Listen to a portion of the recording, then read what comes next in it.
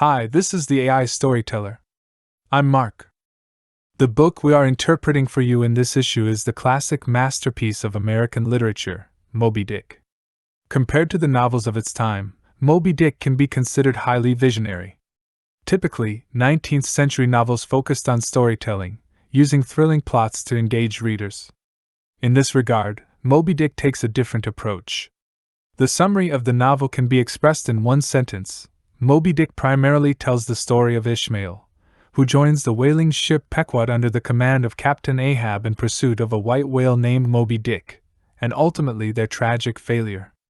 However, beneath the seemingly simple plot, the author of this book, Herman Melville, weaves in a wealth of knowledge about sailing, the history of whaling, cetology, the study of whales, mythological allegories, religious stories, and historical biographies. Additionally, during the writing of Moby-Dick, Melville extensively read Shakespeare's classic works King Lear and Macbeth, which is why certain chapters of the novel employ dramatic writing techniques, borrowing the form of soliloquies, allowing characters to express their inner thoughts directly, and even adopting a script-like format in some sections. The allure of Moby-Dick lies mainly in its symbolism and profound ideas. In brief, Melville uses Moby-Dick to express his views on American history, Protestant traditions, and transcendentalist philosophy, with the latter two being the primary driving forces behind his creation of the novel. Melville's historical interest and religious themes stem from his family background. As mentioned earlier, his grandfathers were participants in the American Revolutionary War, giving him a strong sense of responsibility toward the emerging nation of America. This can be referred to as a sense of protagonist, leading to his contemplation of the country's history and current state.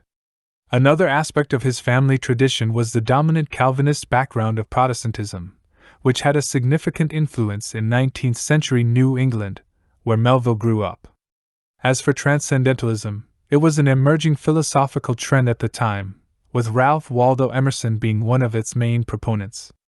Because transcendentalist philosophy clashed with the doctrines of Calvinism, Melville attempted to respond to this philosophical challenge to his faith through Moby-Dick. We will delve into these two religious and philosophical concepts in more detail later.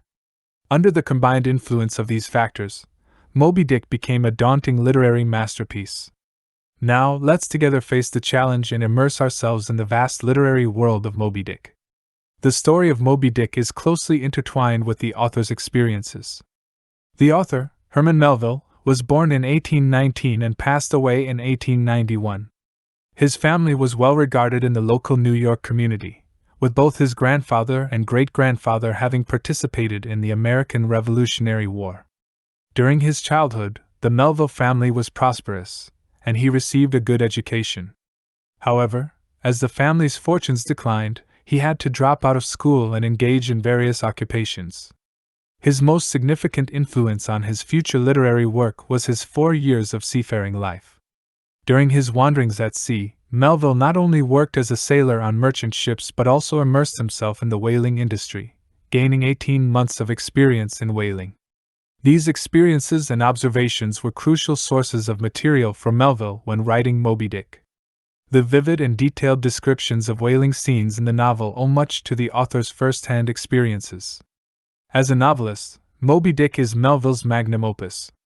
However, during Melville's lifetime, Moby-Dick was not widely appreciated, and it was only in the 20th century that the literary community recognized its value, granting Melville the rightful place he deserves in literary history. Today, when people discuss Moby-Dick, whether they have read it or not, there is unanimous agreement that it is one of the greatest works in American literary history. The beginning of the story in Moby-Dick features a famous opening line, "Call me Ishmael." Ishmael is the narrator of the story, and the entire narrative is presented through his perspective. The name Ishmael is taken from a character in the Old Testament, specifically from the book of Genesis, and it carries the meaning of one who is cast out by society. Melville chose this name for the novel's narrator to explore the broader theme of the relationship between individuals and society. In Moby-Dick, Ishmael, whenever his mood darkens and he feels the need to break free from societal norms, chooses to go to sea to calm his turbulent blood. It is only on the open ocean that he can restrain his self-destructive impulses and find peace for his soul. This suggests that Ishmael in the novel is not someone abandoned by society, but rather someone who consciously disconnects from social relations to seek inner tranquility in the vastness of the sea and nature. Thus, through the simple act of naming the narrator after a religious figure, Melville subtly introduces themes related to religion and philosophy. Is Ishmael in Moby-Dick truly abandoned by society, or does he intentionally sever his ties with society? How can an individual establish their own existence? How should people coexist with nature and God? These questions set the tone for the novel and foreshadow its complexity for readers. The story begins with Ishmael's decision to embark on a journey as a sailor, eventually leading him to the whaling ship Pequod.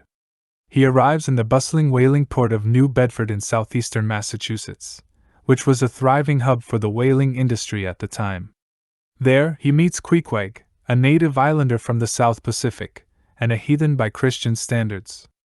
Queequeg was originally a prince among his local tribe, but seeking civilization, he secretly stowed away on a ship to America, only to witness the moral degradation and ugliness of civilization.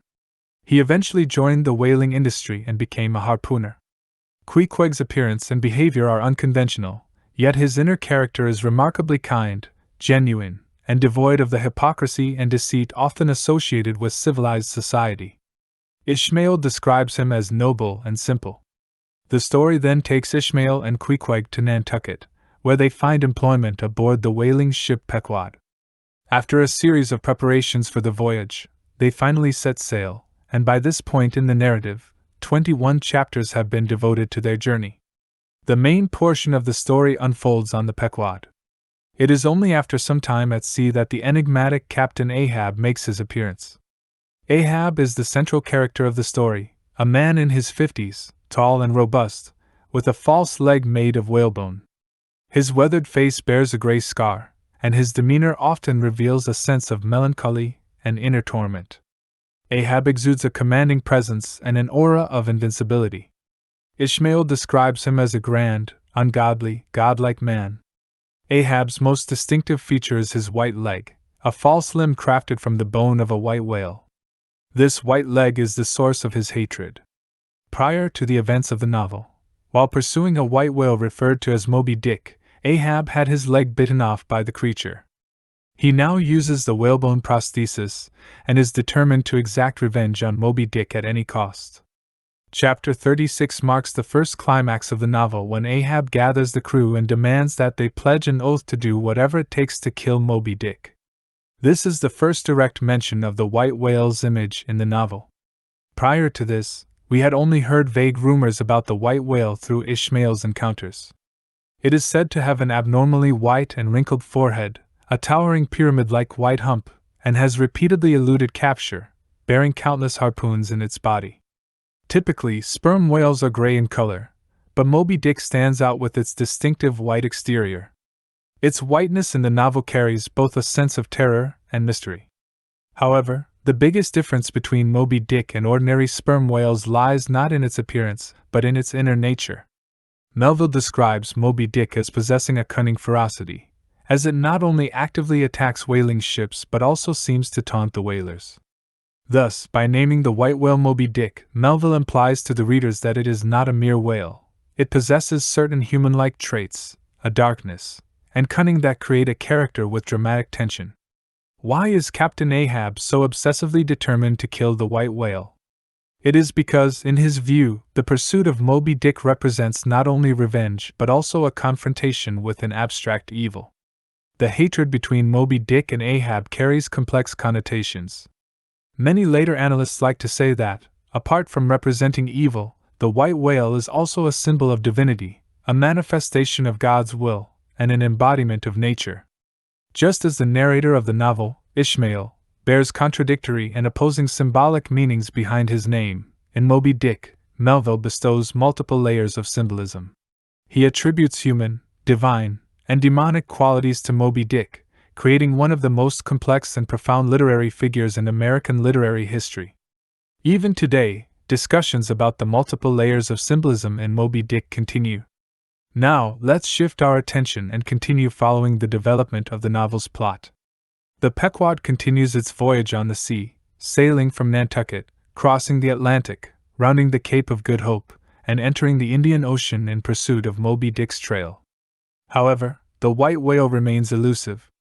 Before the ship passes the Cape of Good Hope, they finally spot a sperm whale, and Captain Ahab leads the crew in small boats to give chase.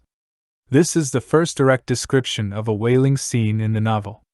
Although this hunting expedition doesn't yield any results, it allows readers to witness the grand and thrilling confrontation between humans and nature on the open sea. More importantly, Ishmael encounters the mysterious figure of Fedallah, who has secretly joined the ship under Captain Ahab's command. Fedallah is a fire-worshipping devotee who appears ghostly and has a reverence for fire and light. However, he also exudes an aura of darkness and malevolence akin to a devil. Fedallah's relationship with Captain Ahab is far from ordinary.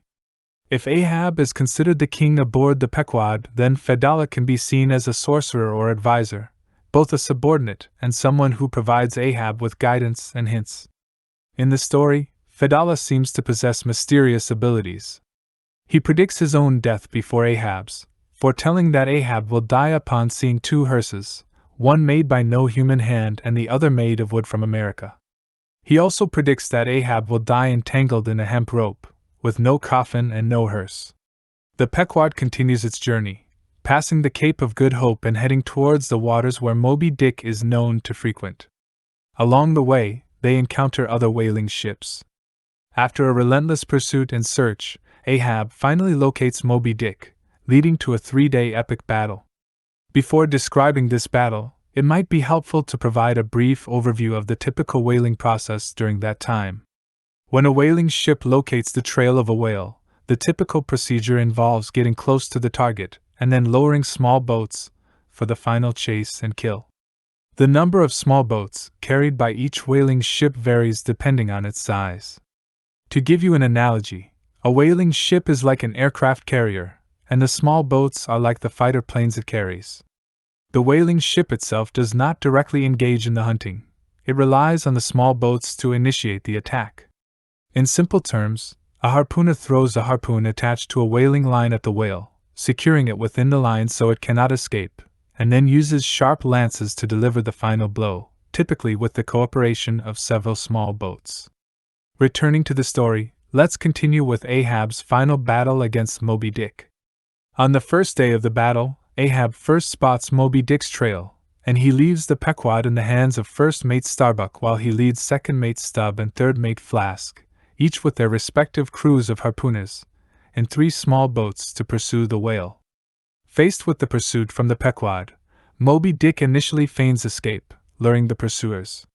Later, it dives beneath the sea and suddenly attacks Ahab's small boat from below, attempting to engulf it. Although Ahab sees through Moby-Dick's intentions, he is unable to prevent the small boat from being destroyed by the white whale. If it weren't for the timely arrival of the Pequod, separating the white whale from the other small boats, and allowing them to rescue Ahab, he might have lost his life to the sea's turbulent waves. Once back on board the ship, Ahab regains his composure and orders his crew to continue pursuing Moby-Dick. On the second day, the crew relentlessly pursues Moby-Dick through the night, and they finally spot him again at daybreak. This time, Moby-Dick doesn't pretend to escape but repeatedly breaches the water's surface not far from the ship, as if taunting them. Ahab once again boards a small boat and leads his crew in pursuit. Moby-Dick, however, attempts to turn the tables, actively attacking the small boats. Ultimately, it prevails again, shattering the whaling boats to pieces. After being rescued by the Pequod once more, the crew realizes that Fedallah, the mysterious fire-worshipping devotee who had gone missing the previous day, has died. At this point, Starbuck begins to suspect that Fedallah's earlier prophecies are slowly coming true, and he tries to persuade Ahab to abandon the pursuit of the white whale. However, Ahab refuses. On the third day, at dusk, the crew once again spots Moby-Dick in the distance, spouting water. Ahab orders the crew to lower the small boats once more. Before boarding, he seems to foresee his own death, accepting his fate with a sense of tragic heroism. he bids farewell to first mate Starbuck with a firm handshake. In the final confrontation with Moby-Dick, Ahab and his small boat come dangerously close to the whale. He uses all his strength to thrust a harpoon into Moby-Dick's eye socket. Enraged, Moby-Dick displays incredible power, not only smashing the small boat but also attacking the Pequod, ultimately shattering the whaling ship. At this moment, Ahab fully comprehends that the Pequod is the hearse prophesied, and facing the looming shadow of death, he musters his last strength to throw a harpoon once more at Moby-Dick. Struck by the harpoon, the white whale charges forward, and the harpoon line loops around Ahab's neck, ending his life. In the final moments of the battle, both the Pequod and the small boats are destroyed by Moby-Dick, and every crew member perishes, except for Ishmael, who clings to the coffin that had been built for Queequeg when he was previously ill. In a sudden reversal of life and death, Ishmael becomes the sole survivor of the entire ship, and Moby-Dick is his narrative retelling. The main plot of the novel can be summarized as follows, and it's not overly complex. The real challenge lies in delving into the depths of the novel, understanding the author's intentions, and grasping its underlying meanings. The most prominent feature of Moby-Dick undoubtedly lies in its subject matter. Let's start from this perspective and attempt to find the key to understanding Moby-Dick. The story of Moby-Dick is rooted in reality. Before writing Moby-Dick, Melville had heard about the story of the Essex, which was attacked by a whale and sank in the South Pacific. In 1839, the Knickerbocker magazine also published terrifying rumors about a great white whale. These legends and reports constitute another important source of material for the novel. During Melville's time, whaling was a dangerous yet popular industry. When we place the whaling industry in the broader context of 19th-century American history, its cultural significance beyond economic factors becomes more apparent. Since its official founding on July 4, 1776, the United States had been in a rapid phase of development and expansion. By the 19th century, this trend had intensified, with westward expansion being the dominant theme of the era. It could be said that the mainstream national spirit of 19th century America was one of fearlessness in the face of adversity and a determination to explore new frontiers. Could it be that the whaling industry aligns perfectly with the spirit of that time? In essence, the whaling industry and the movement of westward expansion were both expressions of the same national spirit, one pursued through the land, and the other through the sea, both reflecting the determination and courage of Americans to conquer nature. Regarding the portrayal of the whaling industry, Melville covered all aspects meticulously.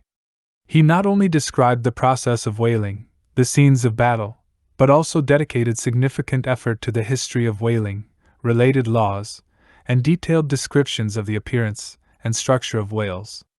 However, Melville's purpose in describing the whaling industry clearly goes beyond introducing the industry to the world or conveying any particular spirit of the times. These are just the most straightforward aspects of the rich symbolism in Moby-Dick. Melville's true intent in writing Moby-Dick is to explore the relationships between man and nature, man and society, and man and God.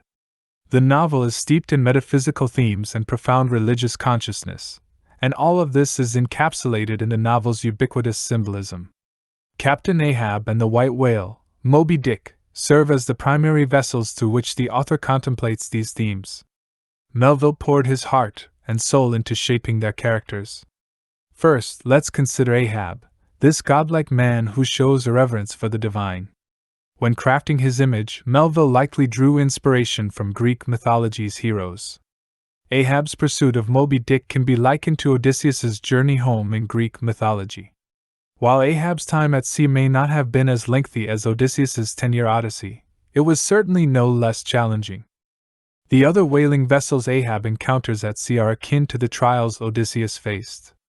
Although Ahab doesn't have to engage in combat with them, their advice constantly tests Ahab's resolve and determination. Furthermore, from a literary perspective, the heroic epic quality is an essential component of the novel's diverse literary style. The heroes in ancient Greek epics were often demigods, and Ahab, by daring to confront Moby-Dick, a symbol of terror, mystery, and evil, seems to possess a godlike aura. However, just like Moby-Dick, who has a sacred and noble aspect to him. Ahab, in his single-minded pursuit of the white whale, also exhibits a demonic quality of irreverence toward God. Thus, whether it's Ahab or Moby-Dick, the symbolism they embody contains contradictions and conflicts. This deepens the complexity of the novel, while also providing readers with more room for interpretation and contemplation. To understand this contradiction and complexity, it's essential to briefly introduce Melville's Calvinist background and the metaphysical dialogue present in his novel with Emerson and his transcendentalist philosophy. Let's begin with Calvinism. Calvinism is a significant branch of Protestantism, and it had a profound influence in 19th century America, especially in the northeastern New England region where Melville was born. Calvinism emphasizes original sin and underscores individual faith in God, with the Bible, rather than the interpretations of clergy, serving as the highest moral and ethical authority. However, faith in God comes at a cost. Melville, in Chapter 9, conveyed this through a preacher's sermon, stating, "And if we obey God, we must disobey ourselves, and it is in this disobeying ourselves, wherein the hardness of obeying God consists." How can we understand this statement? In simple terms, it suggests that one should remain humble and obedient, not allowing the self to swell with arrogance. Pride and self-importance are contrary to the will of God. Captain Ahab in the novel precisely lacks qualities of humility and obedience. He does not heed the advice of others and, through a mix of coercion and persuasion, leads his crew in pursuing Moby-Dick. Even when faced with the inevitability of death, he does not back down. This undoubtedly elevates the self to an equal footing with the divine. Therefore, in the eyes of Ishmael and others, Ahab is a godlike man who shows irreverence for the divine. Now, moving on to Emerson and his transcendentalist philosophy, which was one of the most significant intellectual trends in 19th century America. Transcendentalism prominently asserts that individuals can directly apprehend truth beyond sensory perception and reason. Transcendentalists often displayed a disregard for authority and tradition, with Emerson's famous admonition to trust thyself being a well-known maxim. The emergence of transcendentalist thought posed a significant challenge to the doctrines of Calvinism. If individuals can directly apprehend truth, then the position of God becomes somewhat awkward. From the messages conveyed in the novel, it's evident that Melville was not aligned with transcendentalist thought.